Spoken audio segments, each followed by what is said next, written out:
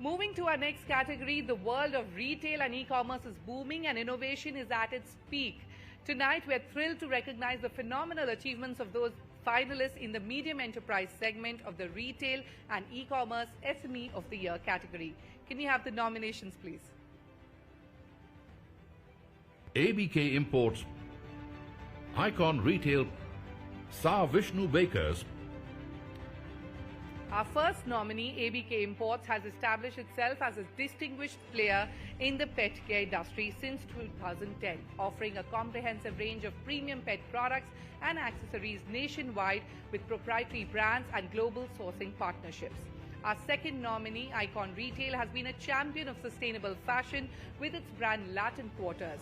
They prioritize organic materials, recycled products and upcycled creations, fostering a connection between fashion and environmental responsibility. Our third nominee is Sir Vishnu Bakers, who have implemented innovative solutions in the biscuit manufacturing industry, including automation in product processes. They are focused on optimizing processes and enhancing customer experience. The winner, sir. Good evening, friends. We are here to celebrate the remarkable achievements and outstanding contribution for the emerging corporates, the SMEs of India. I welcome the Icon Retail Private Limited as a winner. I now invite Mr. Rahul Bhalla, the CEO of Icon Retail, to come on stage to receive the award.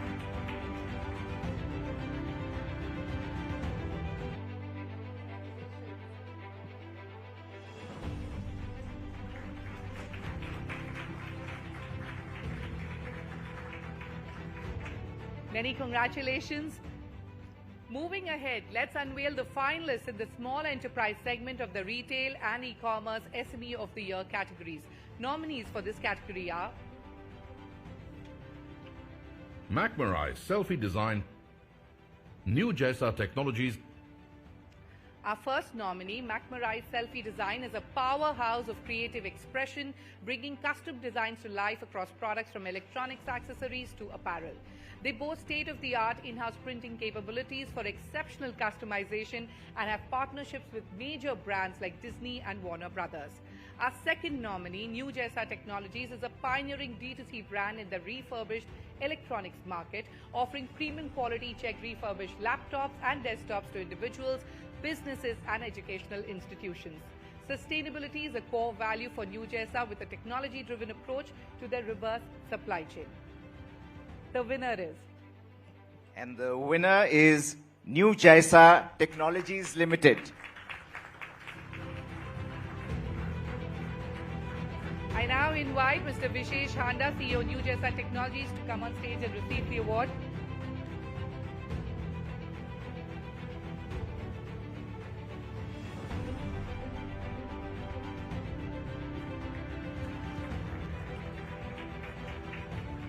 Many congratulations, team. Thank you, Mr. Chandrakant Salunkhe and Mr. Raghav Chandra. I'm going to request both of you to just stay up on stage.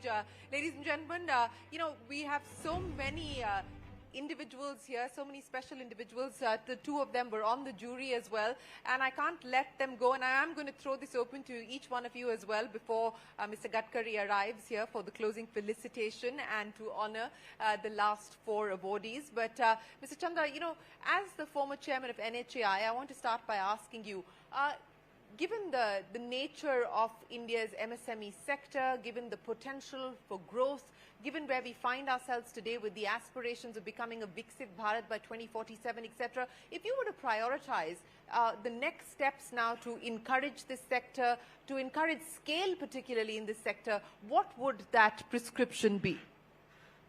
I think government has to encourage them even more to innovate with every possible sort of expediency, removing the regulate or lowering the regulatory controls, just allowing them to get the wind in their sails and to fly. And that is, I think, what is very necessary. How much regulatory friction is the cause for the pain that we're seeing? Mr. Rajneesh Kumar spoke of that as well, saying that we perhaps need a new playbook to deal with MSMEs, to also deal with fintechs, for instance. What do you believe is the way forward when we talk about removing regulatory friction while ensuring safeguards are in place? I think we need to create mechanisms where SMEs and small startups can, every country has regulatory controls, because physically today, with the great infrastructure that we've provided, the great physical infrastructure, we're zipping. But when it comes to the softer systems that are necessary, whether it is in the urban systems for traffic, for parking, for city management, or in the regulatory controls across the spectrum of regulatory bodies, we need to simplify things. We need to handhold them to get it sorted out so that they're able to progress faster. You share with us an anecdote from your time as the former chairman of NHAI, and what were some of the issues that you came up against, and if you could have a do-over, what would you do? And I'd certainly like to ensure that the connect between the city infrastructure and the national highway infrastructure, that is made better, because there's a lot of smoothening that is required. A lot has been done, but plenty needs to be done in terms of the connectivity, because you can zip on a national highway or an expressway at the speed of 120, but when you come to the city, you find a complete bottleneck, you find a complete choking up. So the urban infrastructure has to be commensurate with the national highway infrastructure. And we have sorted out the issue of wayside amenities, toilets, restaurants. Some of our expressways have enormous such wayside amenities, which we started in my time. But I think that needs to be streamlined further, made smoother, and safety has to be a very big issue on our highways. We still have a lot of fatalities. A lot is being done, but lots needs to be done more. And I think that's a regulatory challenge, because the entire gamut of infrastructure connected with our highways needs a more detailed microscopic study and analysis and redoing. The larger, the bigger things have been done. Now the smaller things need to be done now. Well, perhaps we'll get an indication of what the government has in mind when it comes to addressing some of those micro issues that you spoke of from Mr. Gadkari, who should be here with us shortly. But Mr. Salunkhe, you've spent your life, working life, focusing on the needs and the aspirations of the Indian MSME. From where things stand today and from your vantage point, what do you believe the big challenge is? What do you believe the big opportunity is? Indian SMEs are playing very important role. They are putting efforts for the contributing for the nation building, particularly large employment, contribution for the industrial output. But as Mr. Raghav said, the roads are there, but these are not freeways. These are the expressways. Our entrepreneurs are working like, and struggling like anything. And ultimately, the question goes to bankers only. But there are plenty of things, plenty of, stakeholders. They are not putting efforts, not giving attention on the empowerment of MSME sector.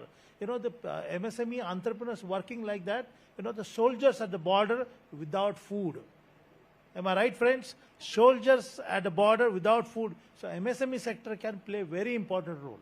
As Mr. Singh said, I know the DPIT secretary, we want to focus not only the policy. Budget is a 1%, but there are 99% things to be done properly.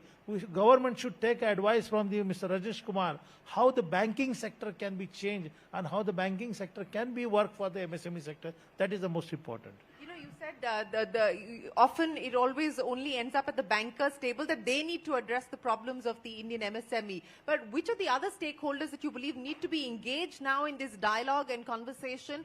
And what do you believe needs to be addressed with a sense of urgency? You talked about soldiers being on the border without food, so you're painting a war-like scenario.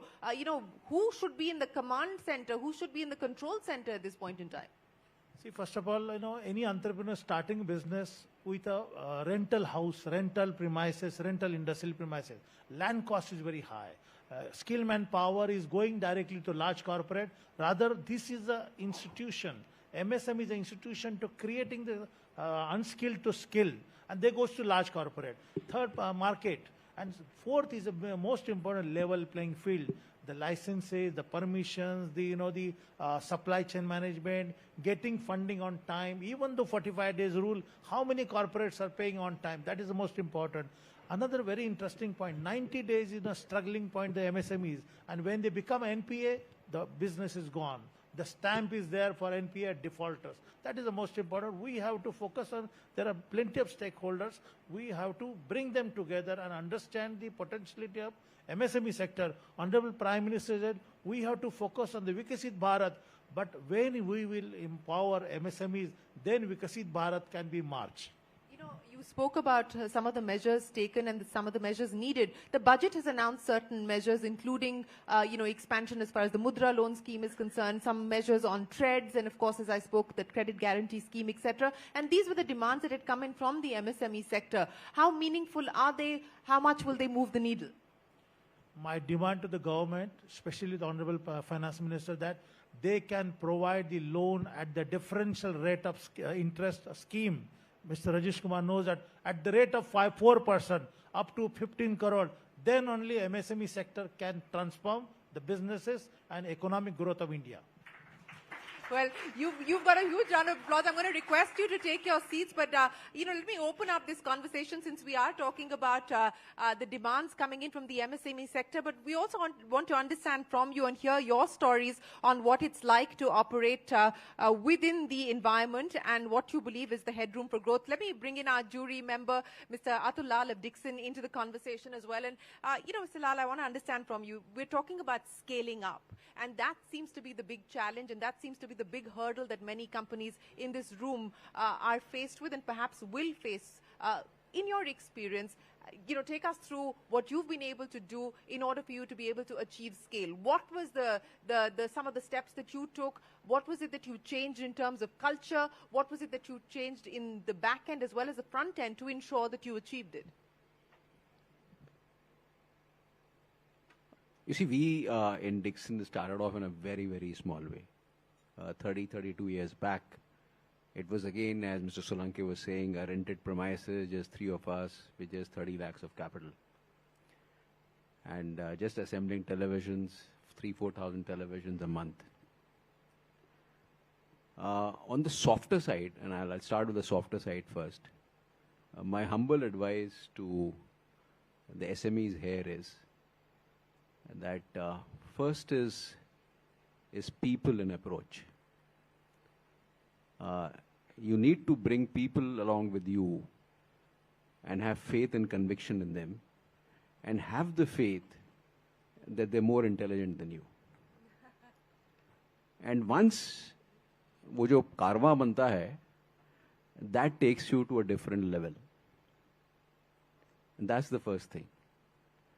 The second, what Salunkhe Sahab was saying, that any industry in its stages of infancy, it needs handholding from the government and from government institutions. And as Mr. Rajneesh Kumar was saying, that particularly for the SMEs, the last mile is fintech. I think we have gone overboard in our country in over-regulation. We have to walk into this domain, in this space, and that all the entrepreneurs, and that's what me and Mr. Luthra were just discussing, the passion levels are of a different order. The josh is high. Absolutely. So let the bankers and the regulators not approach and look at things that the people who are coming in, they're fraudulent. They're coming in with their passion, with their dream, which needs to be supported. And everywhere there are bound to be some accidents. And this is what we were discussing. If you see the NPA records, I hope what I'm saying is right. I think SMEs would be much lower than the large accounts. The third is think big. You see, we are talking about bank financing. But let me tell you, if you learn this domain well, today, access to equity is not that much of a problem. What I find, because I find even in my electronics industry, there's a gap in understanding. There's a gap in accessing. There are VCs, there are private equities, there are family offices who will write the checks.